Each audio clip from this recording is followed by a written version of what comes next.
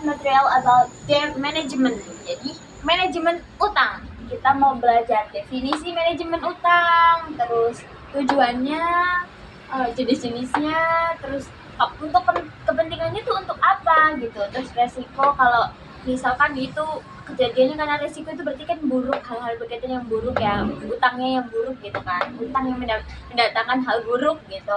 Terus strateginya gitu. Oke, langsung saja ke definisi. Kalau kita mendengar kata utang, tadi kan piutang ya, sekarang utang berarti suatu perusahaan yang memperhatikan kalau dia itu punya kewajiban yang harus dibayar gitu loh.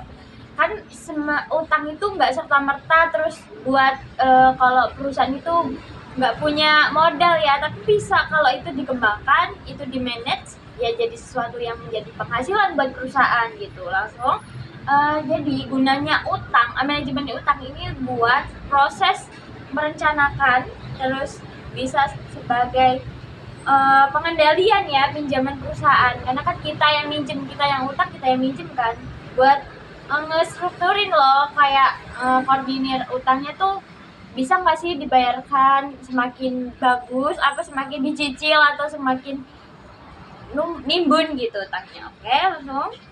Terus karena perusahaan itu bisa kan dia punya kewajiban untuk koordinir kewajiban dia tanpa utang yang lebih. Jadi utang tadi itu buat menyejahterakan perusahaannya, atau ternyata malah dari utang tersebut dia nggak bisa bayar dan jatuhnya menjatuhkan perusahaan gitu. Terus utang kan nggak serta-merta itu hal negatif, karena dia bisa mengurangi resiko dari kerugian ya kan, karena nggak dikeluarkan dari sebanyak modal apa yang kita punya gitu. Perusahaan tetap jalan, tapi ternyata kita tadi minjem utangnya untuk modal gitu kan, jadi meminimalisir kita punya kerugian dan beban bunga. Nah, ini perlu digarisbawahi. Nanti saya akan jelaskan untuk memperhatikan hal-hal kalau kita mau ngutang ke perusahaan itu, mau ngutang ke investor or anything, itu harus diperhatikan gitu.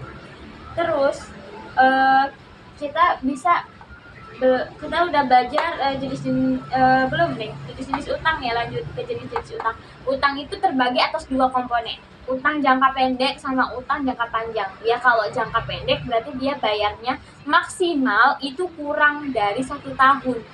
Ya mungkin kalau hamil 1 bulan sebelum genap di 1 tahun itu masih termasuk utang jangka pendek. Berarti dia punya kewajiban yang harus dibayar itu sebelum 1 tahun. Ya kalau berarti kalau utang jangka panjang dalam waktu kurun lebih dari 1 tahun, yaitu utang itu harus dibayar.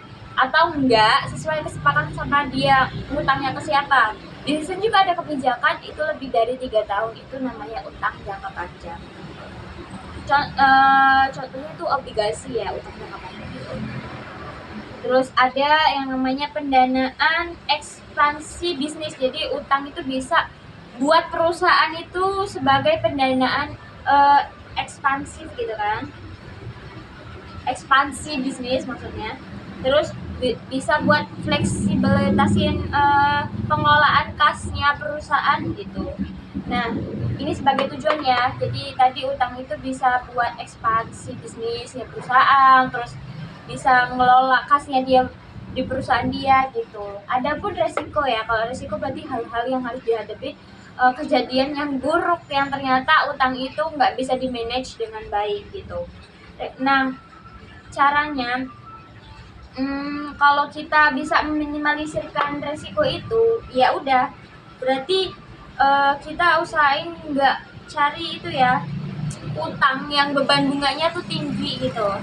Terus kalau maksud saya ke resiko itu berarti kan kesulitan kita membayar utang kan, jadi bunganya semakin bertambah dong kalau kita nggak bayar gitu kan, jadi beban bunganya tinggi. Terus habis itu utangnya nimbun tuh, nambah terus, bukannya berkurang malah nambah terus, bisa memicu kebangkrutan perusahaan. Habis itu bisa loh si investor yang lain kan nggak menutup kemungkinan dia orang lihat kita terus nggak mau ngutangin kan, karena kita orangnya susah buat bayar utang.